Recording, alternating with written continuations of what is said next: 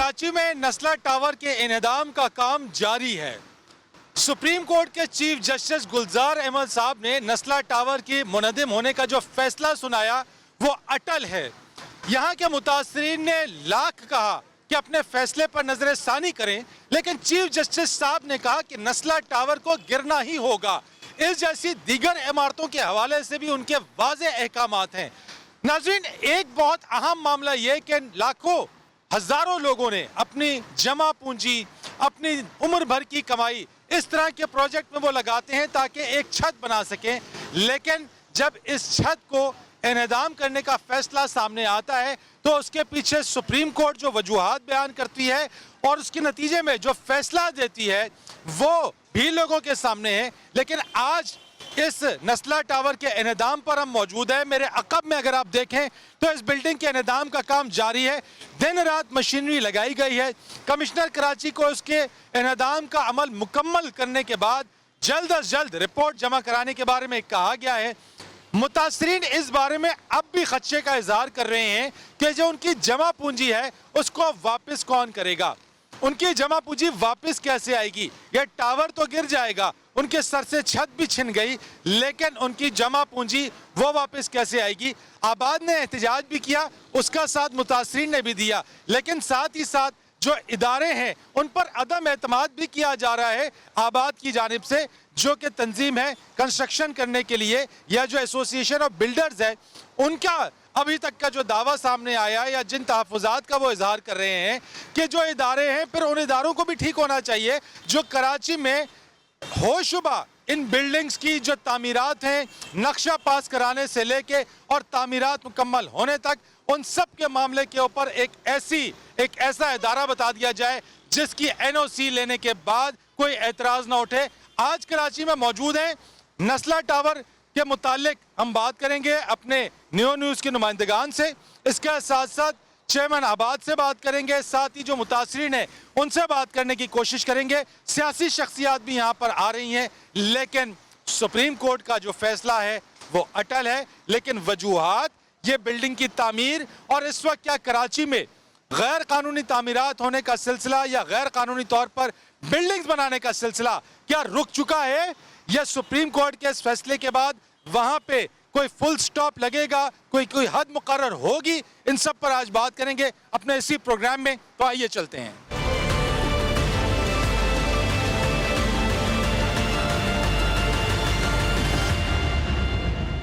इस वक्त यहाँ जो एहतजाज हुआ नस्ला टावर के इनेदाम के हवाले से चीज़ों पे, चेयरमैन आबाद मोहसिन शेखानी साहब मेरे साथ इस वक्त मौजूद हैं।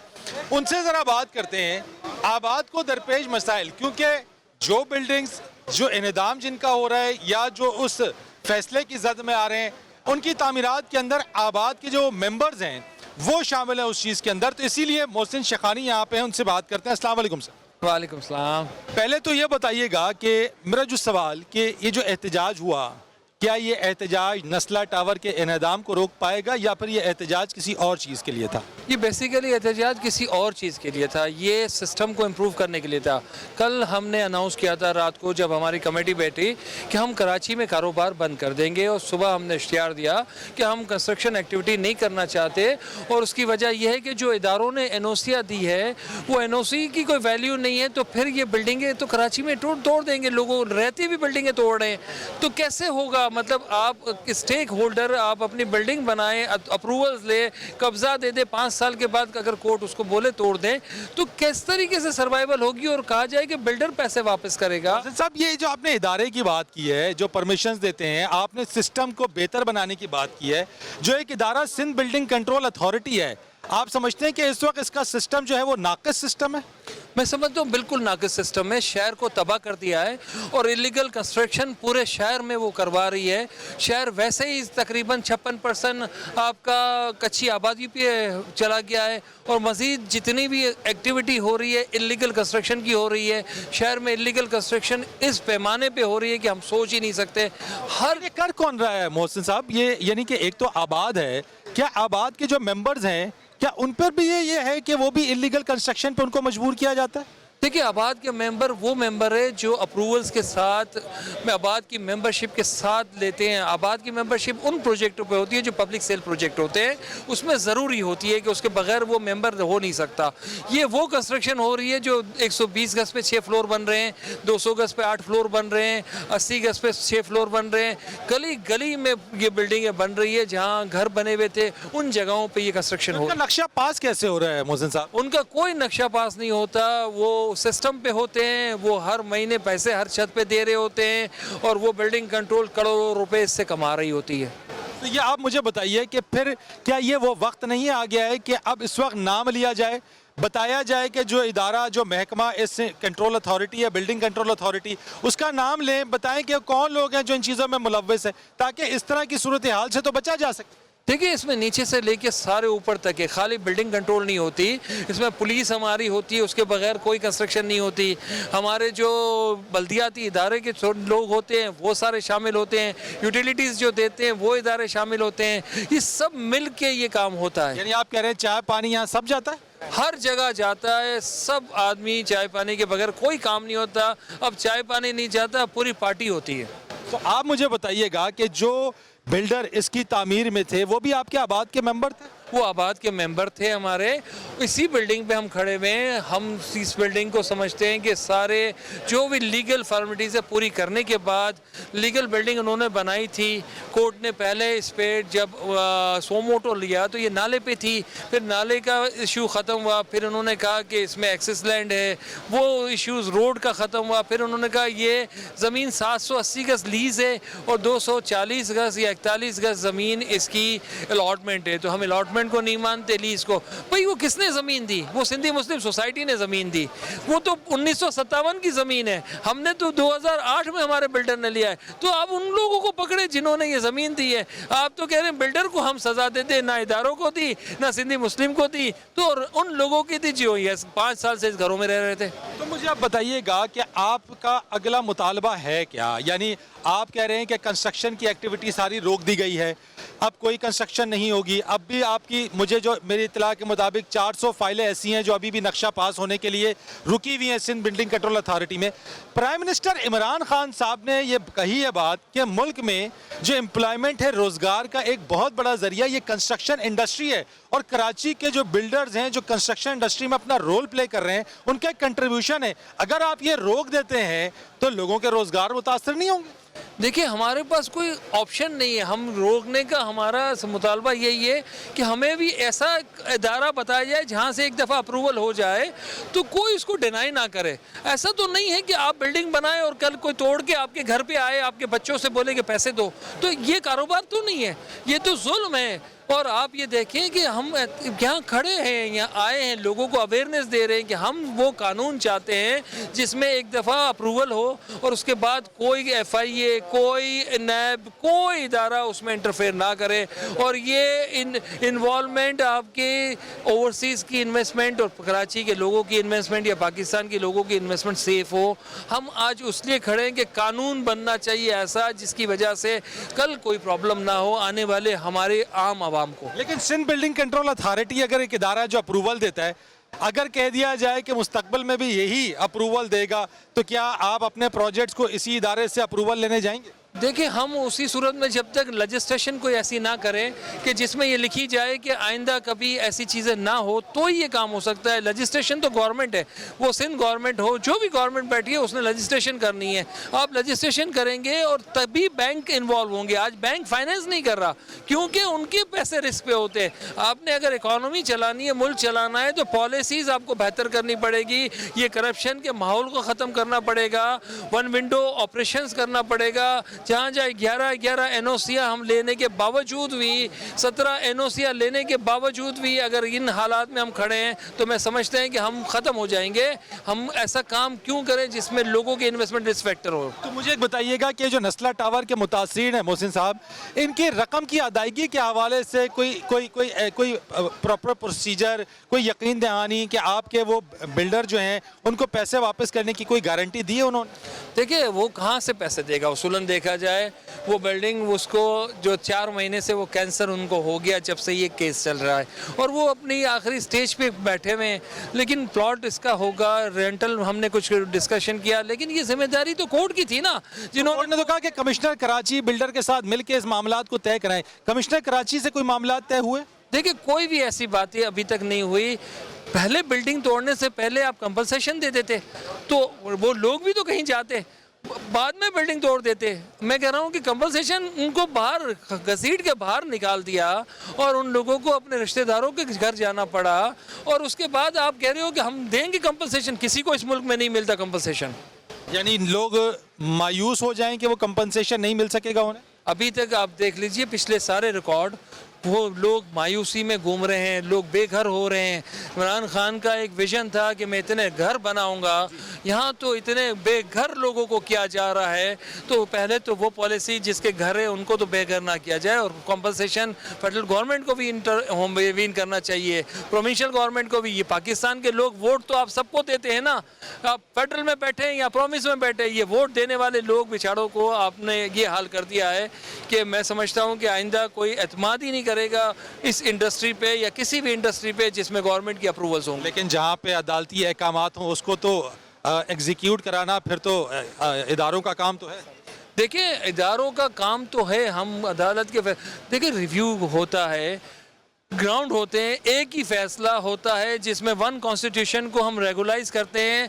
सारे हमारे वज़ीर आज़म से लेके जज से लेके उनके अपार्टमेंट और बहरिया टाउन को हम रेगुलाइज करते हैं, हम बनी गाला को रेगुलाइज करते हैं, और वही कोर्ट इसको कहती है रेगुलाइज नहीं करेंगे। तो एक जगह लोगों को फील आती है कि पता नहीं कराची के लोगों के साथ क्या वजह है, क्यों इनके साथ ये, तो ये मायूसी हो रही है।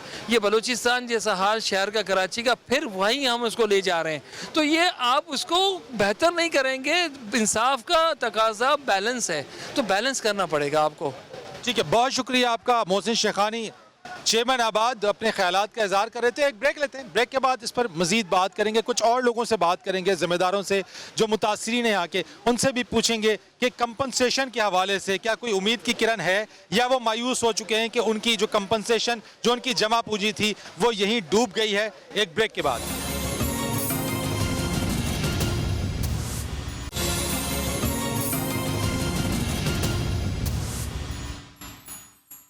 एक बार फिर आपको खुशामदीद कहते हैं नाज़रीन। नस्ला टावर का मामला, सुप्रीम कोर्ट के अहकामात, उस पर अमल दरामद, कमिश्नर कराची से रिपोर्ट तलब। लेकिन दूसरी तरफ मुतासरीन के मामले के ऊपर अब तक इबहाम के उनको उनकी रकूम की वापसी के हवाले से कोई उम्मीद नज़र नहीं आती है।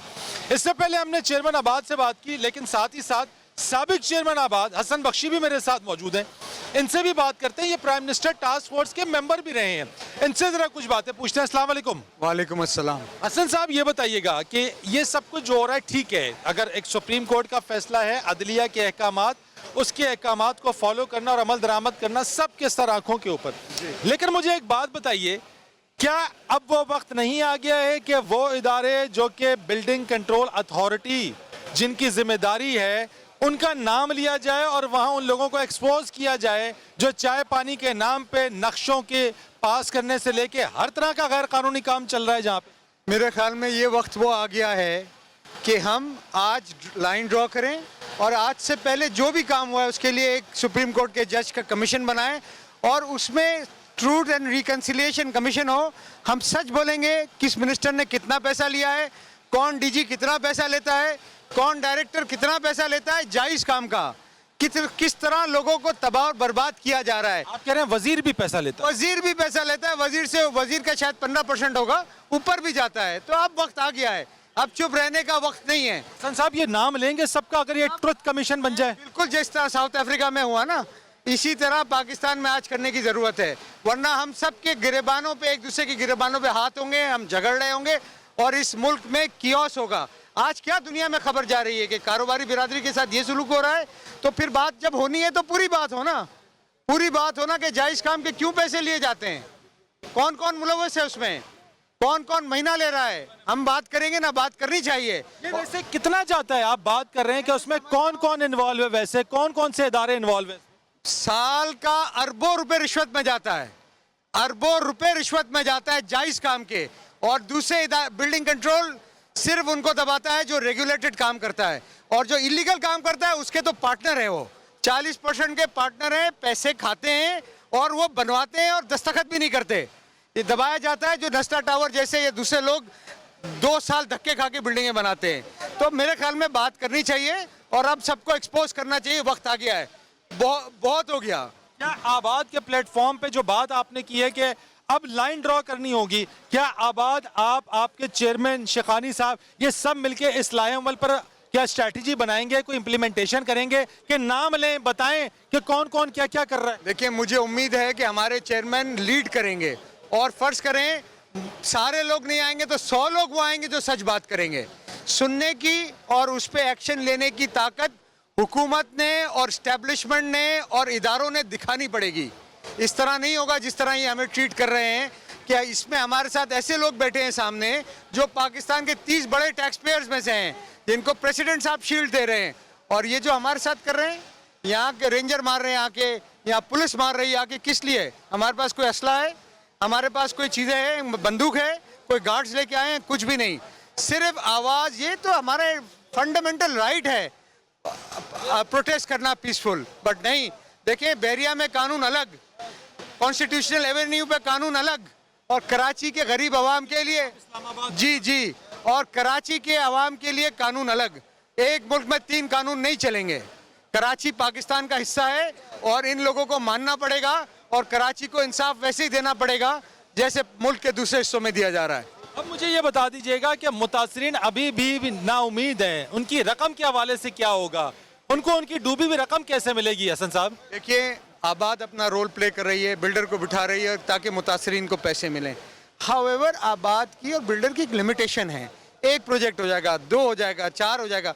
अगर इस तरह आप 1950, 1960, 1970 भाई बोलते हैं 25% ले लें बिल्डर से ना, 25% उन अफसरान से लें, 25% मिनिस्टर से लें और 25% डीजी से लें ना भाई, करें ना कंट्रीब्यूट सब। अपने जाती पासपोर्ट जमा करवाएं, इनके आईडी कार्ड ब्लॉक करें। अगर कोई गलती हुई है ना तो इनको भी तो सजा दें ना। ये तो स्कॉट फ्री घूम रहे हैं, आज भी प्राडो में घूम रहे हैं, इनके कमरे का टेम्परेचर 16 डिग्री से नीचे नहीं आता, और हम लोग सड़क पे खड़े हैं जिनके पैसे से इनके एसी चल रहे हैं, जिनके पैसे से इनके बच्चे बाहर घूम रहे हैं। इस तरह नहीं चलेगा। देखें, हम पाकिस्तानी हैं, हम पाकिस्तान से मोहब्बत करते हैं, हम सिंध में रहते हैं, हमें हमारे दिलों में नफरत नहीं डालें, हमें यूँ नहीं ट्रीट करें कि कोई हम लोग क्रिमिनल्स हैं या हमारा कोई ताल्लुक खुदा न खास्ता इंडिया से है या क्या कोई रॉ के एजेंट हैं। हमें यूँ नहीं ट्रीट करें। हमने कहा हम इज्जत से बात करने आए हैं, हमें बात करने दें।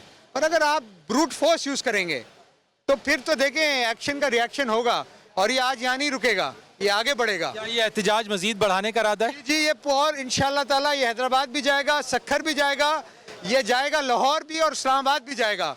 हम भी देखते हैं कितने लोगों को ये बंद करते हैं, कितने लोगों के सर पर डंडे मारते हैं, कितने आंसू गैस इस्तेमाल करते हैं। जिन एक और हमारे साथ खातून मौजूद हैं, ज़रा इनसे भी बात करते हैं इस सारी सूरत हाल के ऊपर, नस्ला टावर के गिरने के हवाले से, उसके साथ साथ जो एहतजाज हुआ उसके ऊपर, इस पर इनसे बात करते हैं। अस्सलाम वालेकुम। वालेकुम अस्सलाम। मुझे बताइएगा कि आप इज़्ज़त खातून यहाँ पे तमाम चीज़ें आपने देखी हैं, सारी चीज़ें किस तरह से इन चीज़ों को देख रही हैं? बड़ी फैमिलीज बेघर हो गई, ख़ानदान बेघर हो गए, आप खुद एक खातून हैं, आप भी इस चीज़ का दुख जानती हैं कि एक फैमिली अगर इस तरह से बेघर हो जाए तो ख़वातीन को, बच्चों को कितनी मुश्किलात का सामना करना पड़ता है।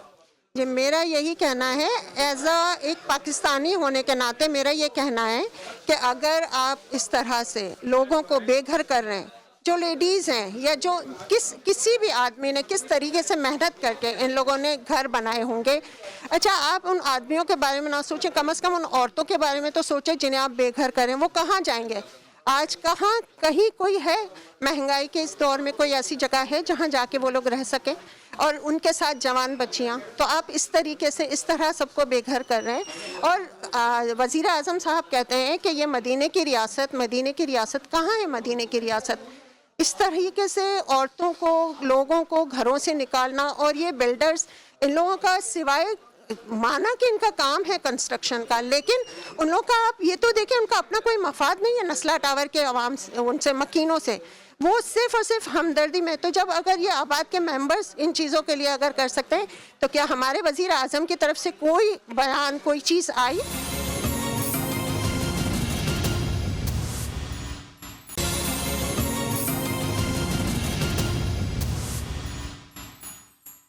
नाज़रीन, नस्ला टावर के इसी मामले के ऊपर जो एहतजाज किया गया आबाद की जानिब से, उनके साथ साथ यहाँ के जो रिहायशी थे वो भी इसमें शामिल हुए, लाठी चार्ज हुआ, शेलिंग भी की गई उनके ऊपर।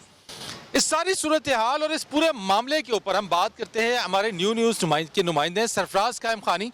उनसे ज़रा पूछते हैं, इस पूरे मामले को उन्होंने रिपोर्ट किया, उनसे जानने की कोशिश करते हैं कि ये आखिर हो क्या रहा है, एहतजाज के अंदर हुआ क्या और मकसद क्या है। क्योंकि नस्ला टावर के मुनद्दम होने का तो काम शुरू हो चुका है, क्या ये एहतजाज नस्ला टावर के इन्हेदाम को रोक देगा? क्या चीफ जस्टिस साहब का जो हुक्म है क्या वो पीछे हो जाएगा? इस पर बात करते हैं। सरफराज, अस्सलाम वालेकुम। अस्सलाम। बहुत शुक्रिया सरफराज। ये बताइए कि इसके निज़ाम का तो काम चल रहा है, चीफ जस्टिस साहब का जो हुक्म है वो अब टल नहीं सकता, उन्होंने हर सूरत में इसकी रिपोर्ट मांगी है कमिश्नर कराची से। ये एहतजाज किस लिए था फिर? देखें, आबाद की जानिब से इस अंधामी के ख़िलाफ़ एक फ़ैसला किया गया कि हम अपने जितने भी डेवलपमेंट के काम हैं, जितनी भी साइडें हमारी चल रही हैं, उनको बंद कर देंगे। ठीक है, ये एहतजाज जारी रहेगा क्योंकि ये जो काम किया जा रहा है, जो बिल्डिंग तोड़ी जा रही है, इसका फ़ैसला जो है वो सही नहीं है और ये जो है वो लोगों के साथ ज़्यादती हो रही है। क्योंकि सिर्फ सुप्रीम कोर्ट की जानिब से ये हुक्म दिया गया था कि इस बिल्डिंग को फिल फोर मसमार कर किया जाए और यहाँ पर जो मुतासरीन है उनका जो मुआवजा है वो भी बिल्डर से दिलवाया जाए। ये जिम्मेदारी थी कमिश्नर कराची की। कमिश्नर कराची ने सिर्फ एक हुक्मनामे को जो है उस पर अमल दरामद किया है, जबकि मुतासरीन का ये कहना है कि ना तो कमिश्नर ने हमसे कोई रब्ता किया है, ना ही बिल्डर को बिठाकर हमारी कोई बात की गई है कि हमने जो अपनी जमा पूंजी लगाई है वो हमें दी जाए। चले, ये तो जमा पूंजी की बात आ गई है, उसके ऊपर हम जरा बाद में बात करते हैं। लेकिन मुझे ये बताइएगा कि आबाद के इस एहतजाज के पीछे मकसद क्या है? यानी एहतजाज कहाँ रिकॉर्ड कराना है, किसके लिए रिकॉर्ड कराना है और क्यों कराना है? देखिए, आज अगर ये एहतजाज नहीं करेंगे तो उसके बाद एक पूरी लिस्ट है गैर कानूनी बिल्डिंगों की। हो सकता है कि इसके बाद वो लिस्ट शुरू हो जाए और आबाद को भी ये चीज़ नज़र आ रही है कि चीफ जस्टिस ऑफ पाकिस्तान की जानिब से ये बार बार कहा जा रहा है कि गैर कानूनी तामीरात किसी सूरत बर्दाश्त नहीं की जाएगी। शहरी इंतज़ामिया भी जो है वो समात के दौरान मौजूद होती है। हो सकता है कि आबाद जो है आज का एहतजाज आने वाले दिनों को रोकने के लिए या जो नुकसान होने जा रहा है बिल्डर एसोसिएशन को, उसको रोकने के लिए इस तरह का एहतजाज रिकॉर्ड करवाया जा रहा है, जिससे इंतज़ामिया को कुछ ना कुछ फ़ैसला करना पड़े। क्योंकि जो नस्ला टावर है इसके ऊपर तो काम शुरू हो चुका है, जो प्री डेमोलेशन है इसकी वो शुरू हो चुकी है। जो कंपनी है उसका ताहाल फ़ैसला नहीं हुआ कि इसको कौन मसमार करेगा मुकम्मल तौर पर और कौन इसका मलबा उठाएगा। डिप्टी कमिश्नर से हमारी बात हुई कि जो आज एहतजाज हुआ ये पुरअमन एहतजाज था बिल्डर एसोसिएशन के मुताबिक, कि यहाँ पर जो मुतासरीन थे इस बिल्डिंग के वो भी मौजूद थे। फिर लाठी चार्ज शेलिंग क्यों की गई? तो डिप्टी कमिश्नर का ये कहना है कि ये एक हद दे दी गई है इनको। ये हद से जब बाहर आ रहे थे तो इंतज़ामिया का काम था कि जो सुप्रीम कोर्ट के ऑर्डर पे काम हो रहा है उसमें किसी किस्म की कोई मुदाखलत ना हो। ये तो सरकारी मौक़िफ़ है जो आप बात करें। अब मेरा सवाल बुनियादी आपसे ये है, ये जो नस्ला टावर का जो बिल्डर है जिसने ये बिल्डिंग खड़ी की है इतनी, वो भी क्या आबाद के रुकन हैं, मेंबर हैं आबाद के?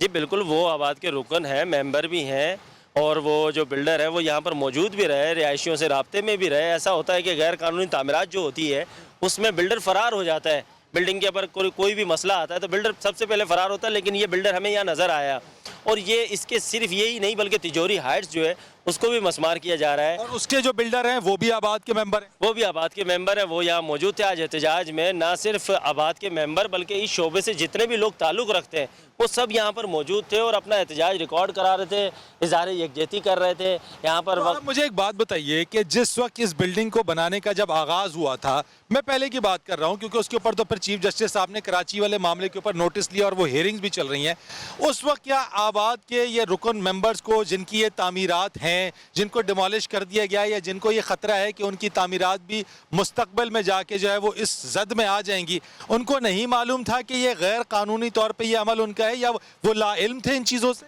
देखिए फरीद, इनका एक मौक़िफ़ है वो ये है कि हमने हर सरकारी इदारे से एक NOC लिए, अप्रूवल लिए, नक्शा पास करवाया है इस नस्ला के ऊपर भी। उनका यही कहना है कि जो जो इदारे हैं जहाँ जहाँ से अप्रूवल हमें लेनी थी, जहाँ जहाँ से परमिशनें लेनी थी वो सब हमने ली हैं। अच्छा, वैसे वो कौन कौन से इदारे हैं सरफराज? देखिए, सिंध बिल्डिंग कंट्रोल अथॉरिटी है। सिंध बिल्डिंग कंट्रोल अथॉरिटी में नक्शा पास करवाना है तो आपको एक चाय पानी का बेहतरीन इंतज़ाम करना पड़ेगा, वरना नक्शा पास हो नहीं सकता। वो नक्शा पास हुआ है, जायज़ नक्शा हो, जायज़ हो चाहे नाजायज़ हो। आज एक तरफ नस्ला टावर की जो अंदामी का काम है ये जारी है तो दूसरी जानब सैकड़ों गैर कानूनी तामीरात भी सिंध बिल्डिंग कंट्रोल अथॉरिटी के अफसरान के जो साथ मिलकर काम किया जा रहा है। गैर कानूनी तामीरात इस वक्त जारी है। डिस्ट्रिक्ट ईस्ट में सैकड़ों गैर कानूनी तामीरात है। अगर बिल्डिंग मेरा सवाल आपसे ये था कि जो बिल्डर जो बिल्डिंग या इमारत खड़ी करता है, क्या उसको ये इल्म होता है कि वो ये इमारत कानूनी तौर पे उसका नक्शा पास करा रहा है या गैर कानूनी तौर पे उसका नक्शा पास करवाने सिंध बिल्डिंग कंट्रोल अथॉरिटी गया है? देखिए, बिल्डिंग कंट्रोल अथॉरिटी के अंदर अगर उसूलों की बात करें, कवानीन की बात करें, तो वो तो ये है कि बिल्डिंग के जब तामीर होती है उसके अंदर पार्किंग होनी चाहिए, उसके अंदर जो है फायर एग्जिट होना चाहिए और मुख्तलिफ चीज़ें होनी चाहिए जो लोगों को किसी भी किस्म के नुकसान से बचा सके। उनमें से किसी चीज़ पर भी गौर नहीं किया जाता। सिर्फ ये किया जाता है कि जो नक्शा पास हो रहा है वो नक्शा पास करवाने के लिए बिल्डर जाता है, उसे पता है किस तरह पास होना है, और बिल्डर की जानिब से कोई ऐसा काम डॉक्यूमेंट्स में नहीं किया जाता है जिसमें बाद में उसको परेशानी का सामना हो। और ये कोई एसओपी तो होगी एक बिल्डिंग बनाने के लिए। अगर मैं बिल्डिंग बनाना चाहता हूं तो क्या कोई सिंध बिल्डिंग कंट्रोल अथॉरिटी की एसओपी है, ज़ाब्ता अखलाक है कि उस बिल्डिंग को बनाते वक्त मैंने किन किन चीज़ों का ख्याल रखना है? बिल्कुल एसओपीज़ है, कवानीन है, पूरी एक बुक बनी हुई है। यही मैं पूछ रहा हूं कि बिल्डर जब बिल्डिंग खड़ी करने के लिए इरादा करता है और उस पर कंस्ट्रक्शन का आगाज़ करता है या उससे पहले नक्शा पास कराने जाता है, उसको ये इल्म होता है कि वो कानूनी तौर पे पास करवा रहा है या गैर कानूनी तौर पे पास करवा रहा है? देखें, बिल्डर के जो भी अज़ाइम है वो बिल्डर को पता है, लेकिन जो सरकारी अफसर जिसकी जिम्मेदारी है, यानी अगर वो गैर कानूनी अज़ाइम भी हैं तो वो उसको मालूम है, वो उसको मालूम है, लेकिन बिल्डर को मालूम है। जो सरकारी अफसर अपनी कुर्सी पे बैठा हुआ है उसकी जिम्मेदारी है कि वो अगर गैर कानूनी काम करवाने आ भी रहा है तो ये उसे रोके। लेकिन ऐसा नहीं होता है। बिल्डिंग कंट्रोल के अंदर जितने भी नक्शे पास किए जाते हैं उनके अंदर ये सारी चीज़ें बताई तो जाती हैं, लेकिन होता ये है कि जब प्लान डल जाती है उसके बाद जो सर्टिफिकेट दिया जाता है उसे दफ्तर में बैठे बैठे अप्रूव किया जाता है। ना सिर्फ ये इंजीनियर जाता है साइट? नहीं, कोई इंजीनियर साइड पे नहीं जाता, ना कि आके देखे कि यहाँ पर फायर एग्जिट बना है नहीं बना, लिफ्ट की जगह है नहीं है, जनरेटर रखना है नहीं रखना, यहाँ पर पार्किंग दी गई है या नहीं दी गई है। आपको कराची में बेहतर पता है कि पार्किंग का एक बड़ा इशू है जिसकी वजह से आज पार्किंग माफिया जो है वो ऐश कर रहे हैं। पार्किंग ना होने की वजह, इसमें पार्किंग थी, सब कुछ थी। इस बिल्डिंग के ऊपर जो मौक़िफ़ है आबाद का वो ये है कि हमारी ये बिल्डिंग कानूनी तौर पर जायज़ है और इसे गिराया जा रहा है। गिराने के अलावा बिल्डर का कोई मौक़िफ़ सामने नहीं आया कि बिल्डर क्या कहता है, और आबाद जो है वो ये कहते हैं कि अब मुतासरीन को फिल फॉर इनका मुतबादिल दिया जाए। ये जो सिंध बिल्डिंग कंट्रोल अथॉरिटी की आपने बात की है, इस चाय पानी की कीमत कहाँ तक जाती है? देखिए, चाय पानी की तो अभी तो सिस्टम चल रहा है।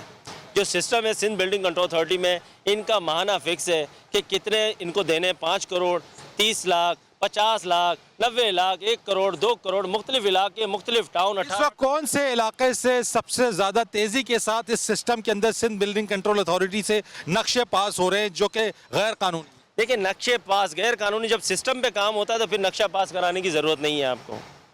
जब सिस्टम पे बात हो रही है तो फिर सरकारी ख़जाने को नुकसान पहुँचाना है, अफसरों की जेब में पैसा जाना है।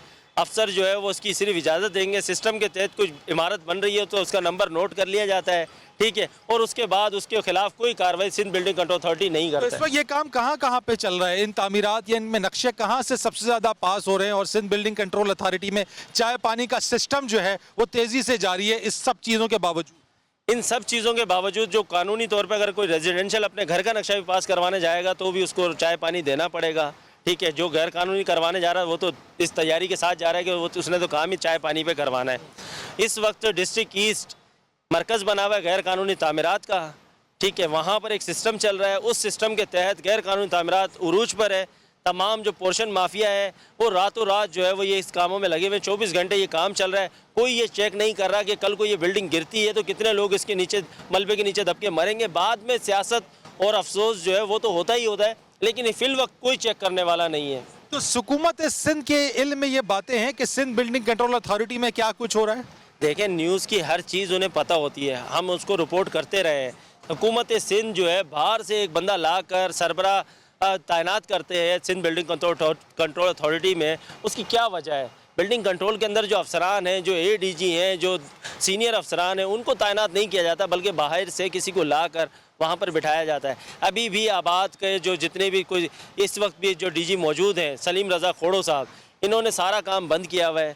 कोई बिल्डिंग का जो नक्शा है वो पास नहीं कर रहे हैं। 400 से ज़ायद फाइलें इस वक्त जो है वो बिल्डिंग कंट्रोल में जमा हो चुकी हैं, जिसके ऊपर खासा नुकसान हो रहा है बिल्डर एसोसिएशन को भी। अच्छा, मुझे ये बता दीजिएगा कि मुतासरीन की रकम का मामला क्या है? क्योंकि आपने मुझे बताया कि चीफ जस्टिस साहब ने कमिश्नर कराची को कहा कि वो बिल्डर के साथ मिलकर मुतासरीन की जो रकम है उसकी वापसी का इंतज़ाम करवाएं। क्या कोई ब्लैक एंड वाइट कागजी कार्रवाई, कोई इन रिटर्न कोई चीज़ हुई है कि कमिश्नर कराची ने बिल्डर के साथ मिलकर जो मुतासरीन नस्ला टावर है उनकी रकम की वापसी का कोई इंतज़ाम नज़र आता है?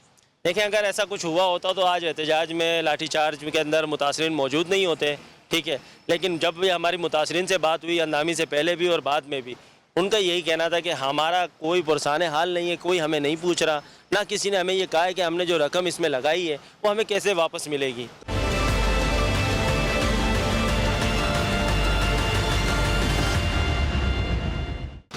नाज़रीन, नस्ला टावर के इन्हदाम से मुताल्लिक सुप्रीम कोर्ट का फैसला अटल है। अब कोई भी बात, कोई भी एहतजाज नस्ला टावर के इन्हदाम को नहीं रोक सकती है और इस टावर ने गिरना है, ये बात तो तय है। लेकिन इसके साथ जो अहम बात है वो ये कि अगर ये फैसला अटल है और इसमें कुछ भी नहीं हो सकता क्योंकि सुप्रीम कोर्ट का फैसला सराखों पर है, लेकिन मुतासरीन के लिए उनकी रकूम की वापसी का इंतज़ाम ज़रूर किया जा सकता है।